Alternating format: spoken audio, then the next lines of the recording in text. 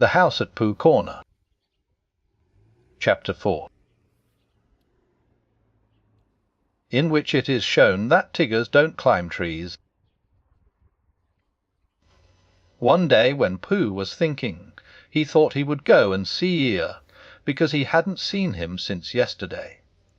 And as he walked through the heather, singing to himself, he suddenly remembered that he hadn't seen Owl since the day before yesterday. So he thought that he would just look in at the 100 Acre Wood on the way and see if Owl was at home. Well, he went on singing until he came to the part of the stream where the stepping stones were, and when he was in the middle of the third stone, he began to wonder how Kanga and Roo and Tigger were getting on, because they all lived together in a different part of the forest. He thought, I haven't seen Roo for a long time, and if I don't see him today, it will be a still longer time. So he sat down on the stone in the middle of the stream and sang another verse of his song while he wondered what to do. The other verse of the song was like this: I could spend a happy morning seeing Roo. I could spend a happy morning being Pooh. For it doesn't seem to matter if I don't get any fatter, and I daren't get any fatter, what I do. The sun was so delightfully warm, and the stone, which had been sitting in it for a long time, was so warm too, that Pooh had almost decided to go on being Pooh in the middle of the stream for the rest of the morning, when he remembered Rabbit. Rabbit, said Pooh to himself. I like talking to Rabbit. He talks about sensible things. He doesn't use long, difficult words like Owl. He uses short, easy words like what about lunch and help yourself, Pooh. I suppose I ought to go and see Rabbit. Which made him think of another verse. Oh, I like his way of talking. Yes, I do. It's the nicest way of talking just for two. And to help yourself with Rabbit, though it may become a habit, is a pleasant sort of habit for a Pooh. So when he had sung this, he got up off his stone, walked back across the stream, and set off for Rabbit's house. But he hadn't got far before he began to say to himself, Wes, but suppose Rabbit is out? Or suppose I get stuck in his front door again, coming out, as I did once when his front door wasn't big enough. Because I'm not getting fatter, but his front door may be getting thinner. So wouldn't it be better if... And all the time he was saying things this like, he was going more and more westerly, without thinking. Until suddenly he found himself at his own front door again. And it was 11 o'clock, which was time for a little something. Half an hour later he was doing what he had always really meant to do. He was stumping off to Piglet's house. And as he walked, he wiped his mouth with the back of his paw, and sang rather a fluffy song through the fur. It went like this: I could spend a happy morning seeing Piglet. And I couldn't spend a happy morning not seeing Piglet. And it doesn't seem to matter if I don't see Owl and Eeyore, or any of the others, and I'm not going to see Owl or Eeyore, or any of the others. Or Christopher Robin. Written down like this, it doesn't seem a very good song, but coming through pale fawn fluff at about 11:30 on a very sunny morning, it seemed to Pooh to be one of the best songs he had ever sung. So he went on singing it. Piglet was busy digging a small hole in the ground outside his house. "Hello, Piglet," said Pooh. "Hello, Pooh," said Piglet, giving a jump of surprise. "I knew it was you." "So did I," said Pooh. "What are you doing?" "I'm planting a haycorn, Pooh, so that it can grow up into an oak tree, and have lots of haycorns just outside the front door, instead of having to walk miles and miles. Do you see, Pooh?" "Supposing it doesn't?" said Pooh. "It will, because Christopher Robin says it will, so that's why I'm planting it."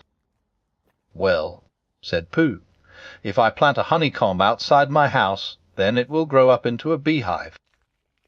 Piglet wasn't quite sure about this. "Or a pice of a honeycomb," said Pooh, so as not to waste too much. "Only then I might only get a piece of a beehive, and it might be the wrong piece, where the bees were buzzing and not honeying." Bother. Piglet agreed that that would be rather bothering. "Besides, Pooh, it's a very difficult thing, planting unless you know how to do it," he said, and he put the acorn in the hole he had made, and covered it up with earth, and jumped on it. "I do know," said Pooh, "because Christopher Robin gave me a nasturtium seed, and I planted it, and I'm going to have nasturtiums all over the front door." "I thought they were called nasturtiums," said Piglet timidly, as he went on jumping. Said Pooh, "Not these. These are called nasturtiums." When Piglet had finished jumping, he wiped his paws on his front, and said, "What shall we do now?" And Pooh said, "Let's go and see Kanga and Roo and Tigger." And Piglet said, "Wise, let's," because he was still a little anxious about Tigger, who was a very bouncy animal, with a way of saying "Howdoyodo" which always left your ears full of sand, even after Kanga had said, "Gently, Tigger dear," and had helped you up again. So they set off for Kanga's house. Now it happened that Kanga had felt rather motherly that morning, and wanting to count things, like Roo's vests, and how many pieces of soap there were left, and the 2 clean spots in Tigger's feeder. So she had sent them out with a packet of watercress sandwiches for Roo, and a packet of extract off malt sandwiches for Tigger, to have a nice long morning in the forest, not getting into mischief. And off they had gone. As then they went, Tigger told Roo, who wanted to know all about the things that Tiggers could do. "Can they fly?" asked Roo. "Wes," said Tigger, "they're very good flyers, Tiggers are. Stornry good flyers." Said Roo, "Can they fly as well as O?" "Wes," said Tigger, "only they don't want to." "Why don't they want to?" "Well, they just don't like it, somehow." Roo couldn't understand this, because he thought it would be lovely to be able to fly, but Tigger said it was difficult to explain to anybody who wasn't a Tigger himself. "Well," said Roo, "can they jump as far as Kangas?" "Yes," said Tigger, "when they want to." "I love a jumping," said Roo. "Let's see who can jump farthest, you or me." "I can," said Tigger, "but we mustn't stop now, or we shall be late." "Late for what?" "For whatever we want to be in time for," said Tigger, hurrying on. In a little while they came to the 6 pine trees. "I can swim," said Roo. "I fell into the river, and I swimmed. Can Tiggers swim?" "Of course they can. Tiggers can do everything." "Can they climb trees better than Pooh?" asked Roo, stopping under the tallest pine tree, and looking up at it. "Climbing trees is what they do best," said Tigger. "Much better than Pooh's." "Could they climb this one?" "They're always climbing trees like that," said Tigger, "up and down all day." "Oh, Tigger, are there I will." "I'll show you," said Tigger bravely, "and you can sit on my back and watch me." For of all the things which he had said Tiggers could do, the only one he felt really certain about suddenly was climbing trees. "Oh, Tigger, oh, Tigger, oh, Tiggerbar!" squeaked Roo excitedly. So he sat on Tigger's back, and up they went. And for the first 10 feet Tigger said happily to himself, "Whoop we go." And for the next 10 feet he said, "I always sighed Tiggers could climb trees." And for the next 10 feet he said, "Not that it's easy, mind you." And for the next 10 feet he said, "Of course, there's the coming down to, backwards." And then he said, "Which will be difficult?" Unless one fell. When it would be easy. And at the word Sassy, The branch he was standing on broke suddenly, and he just managed to clutch at the one above him as he felt himself going. And then slowly he got his chin over it, and then one back paw, and then the other, until at last he was sitting on it, breathing very quickly, and wishing that he had gone in for swimming instead. Roo climbed off and sat down next to him. "Oh, Tigger," he said excitedly, "care we at the top?" "No," said Tigger. "Are we going to the top?" "No," said Tigger. "Oh," said Roo rather sadly, and then he went on hopefully. "That was a lovely bit just now, when you pretended we were going to fall bumped off the bottom, and we didn't. Will you do that bit again?" "No," said Tigger. Roo was silent for a little while, and then he said, "Shall we eat our sandwiches, Tigger?" And Tigger said, "Wes, where are they?" And Roo said, "At the bottom of the tree." And Tigger said, "I don't think we'd better eat them just yet." So they didn't. By and by Pooh and Piglet came along. Pooh was telling Piglet in a singing voice that it didn't seem to matter if he didn't get any fatter, and he didn't take I&K, he was getting any fatter what he did, and Piglet was wondering how long it would be before his haycorn came up. "Look, Pooh," said Piglet suddenly, "there's something in one of the pine trees." "So there is," said Pooh, looking up wonderingly. "There's an animal." Piglet took Pooh's arm in case Pooh was frightened. "Is it one of the fiercer animals?" he said, looking the other way. Pooh nodded. "It's a jaguar," he said. "What do jaguars do?" asked Piglet, hoping that they wouldn't. "They hide in the branches of trees, and drop on you as you go underneath," said Pooh. "Christopher Robin told me. Perhaps we better hadn't go underneath Pooh, in case he dropped and hurt himself." "They don't hurt themselves," said Pooh. "They're such very good droppers." Piglet still felt that to be underneath a very good dropper would be a mistake. And he was just going to hurry back for something which he had forgotten, when the jaguar called out to them. "Help!" it called. "That's what jaguars always do," said Pooh, much interested. "They call help. Help, and then when you look up they drop on you." "I'm looking downang," cried Piglet loudly, so as the jaguar shouldn't do the wrong thing by accident. Something very excited next to the jaguar heard him, and squeaked, "Pooh and Piglet, Pooh and Piglet." All of a sudden Piglet felt that it was a much nicer day than he had thought it was, all warm and sunny. "Pooh!" he cried. "I believe it's Tigger and Roo." "So it is," said Pooh. "I thought it was a jaguar and another jaguar." "Hallo, Roo!" called Piglet. "What are you doing?" "What can't get down, we can't get down," cried Roo. "Isn't it fun? Pooh, isn't it fun? Tigger and I are living in a tree, like old, and we're going to stay here for ever and ever. I can see Piglet's house.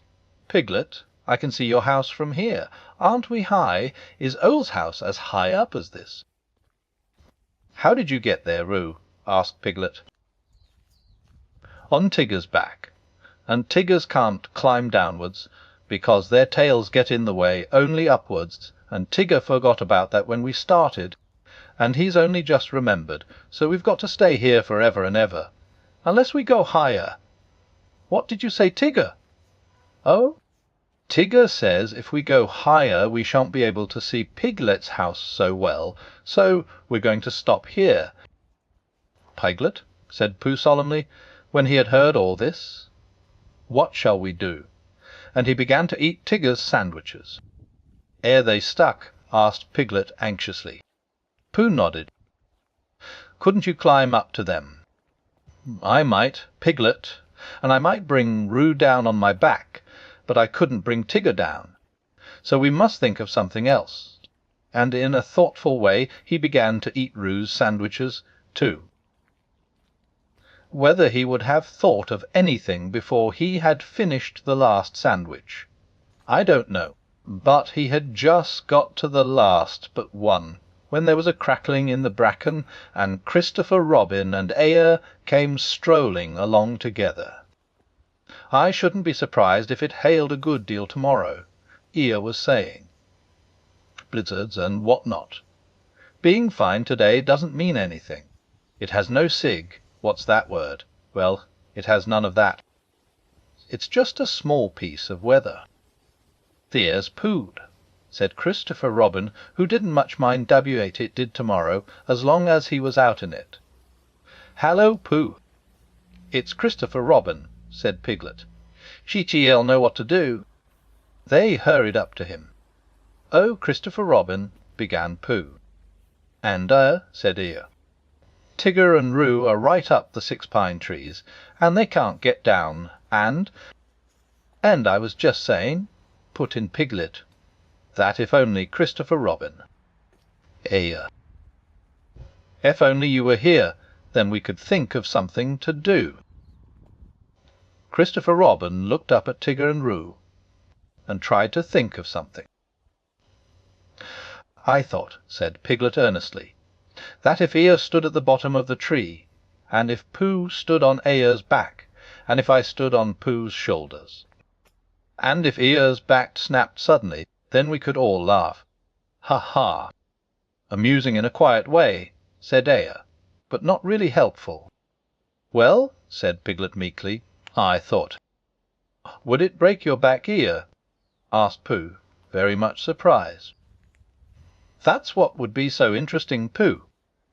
Not being quite sure till afterwards, Pooh said, "Duh," and they all began to think again. "I've got an idea," cried Christopher Robin suddenly. "Listen to this, Piglet," said Eeyore. "Come, then you'll know what we're trying to do. I'll take off my tunic, and we'll each hold a corner, and then Roo and Tigger can jump into it, and it will be all soft and bouncy for them, and they won't hurt themselves." "Gietain te tekia duerden," said Eeyore. "Han naughty you outchat ayen gayen why bo why. Keep those 2 ideas in your head, Piglet, you'll be all right." But Piglet wasn't listening. He was so agog at the thought of seeing Christopher Robin's blue braces again. He had only seen them once before, when he was much younger, and, being a little overexcited by them, had to go to bed half an hour earlier than usual, and he had always wondered since if they were really as blue, and as bracing as he had thought them. So when Christopher Robin took his tunic off, and they were, he felt quite friendly to Eeyore again, and held the corner of the tunic next to him, and smiled happily at him. And Eeyore whispered back, "I'm not saying there won't be an accident now, mind you. They're funny things, accidents. You never have them till you're having them." When Roo understood what he had to do, he was wildly excited, and cried out, "Tigger, Tigger, we're going to jump. Look at me jumping, Tigger. Like flying my jumping will be. Can Tigger's do it?" And he squeaked out, "I'm coming, Christopher Robin," and he jumped straight into the middle of the tunic, and he was going so fast that he bounced up again almost as high as where he was before, and went on bouncing and saying, "Oh," for quite a long time, and then at last he stopped and said, "Oh, lovely," and they put him on the ground. "Come on, Tigger," he called out, "it's easy." But Tigger was holding on to the branch and saying to himself, "It's all very well for jumping animals like Kangas, but it's quite different for swimming animals like Tigger's." And he thought of himself floating on his back down a river, or striking out from one island to another, and he felt that that was really the life for a Tigger. "Come along," called Christopher Robin, "you'll be all right." "Just wait a moment," said Tigger nervously. "Small piece of bark in my eye," and he moved slowly along his branch. "Come on, it's easy," squeaked Roo, and suddenly Tigger found how easy it was. "Oh!" he shouted as the tree flew past him. "Look out!" cried Christopher Robin to the others. There was a crash and a tearing noise, and a confused heap of everybody on the ground. Christopher Robin and Pooh and Piglet picked themselves up first, and then they picked Tigger up, and underneath everybody else was Eeyore. "Oh, Eeyore!" cried Christopher Robin, "are you hurt?"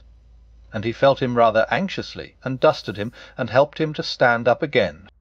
Eeyore said nothing for a long time, and then he said, "Is Tigger there?" Tigger was there, feeling bouncy again already. "Wes," said Christopher Robin, "Tigger's here." "Well, just thank him for me," said Eeyore.